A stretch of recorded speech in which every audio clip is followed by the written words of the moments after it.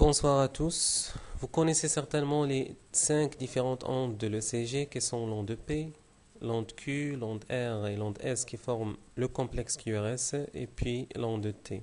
Mais peu connaissent ce que c'est l'onde U qui a une signification physiologique et peut dans certains cas avoir une traduction pathologique.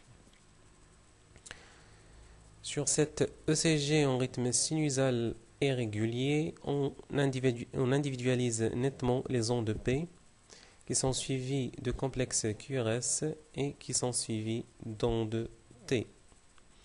Mais on voit bizarrement une petite onde qui vient juste après l'onde T, c'est ce qu'on appelle l'onde U. Donc cette onde, elle est localisée juste après l'onde T ou dans certains cas, par exemple en cas de ralentissement important du rythme cardiaque, une bradycardie, ou un allongement de l'espace QT, il peut fusionner avec l'onde T. Cette onde, elle est le plus souvent asymétrique et elle est de même polarité que l'onde T.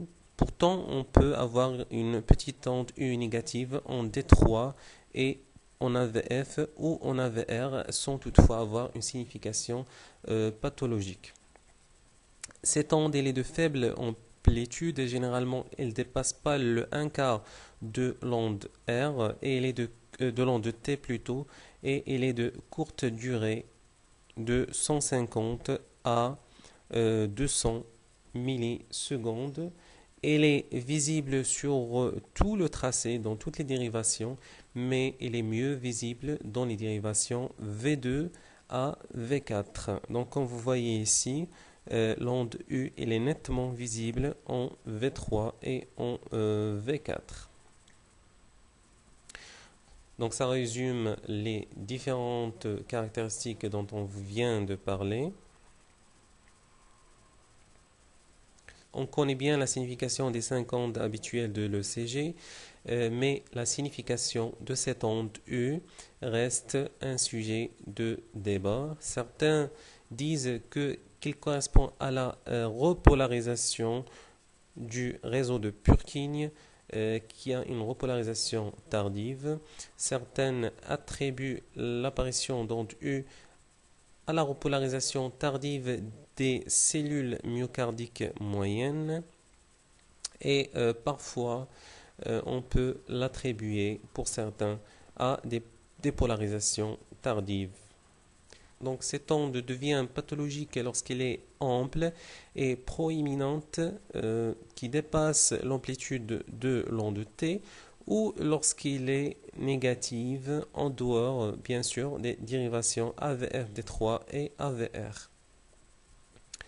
Donc on voit sur ce tracé des ondes U qui dépassent en amplitude les ondes T, les ondes T qui sont dans ce tracé de faible amplitude, traduisant ainsi une hypocalémie. Donc lorsque les ondes U sont amples, il faut penser essentiellement à une hypocalémie, parfois à une hypercalcémie lorsqu'on a aussi donc un raccourcissement de l'espace QT avec élargissement des ondes T. On peut penser à l'hyperthyroïdie, à une bradycardie, à l'HVG, l'hypertrophie ventriculaire gauche, à une hypothermie, l'administration de certains antiarythmiques de classe 1A et parfois l'apparition de ces ondes peut précipiter l'apparition de torsades de pointe qui sont graves.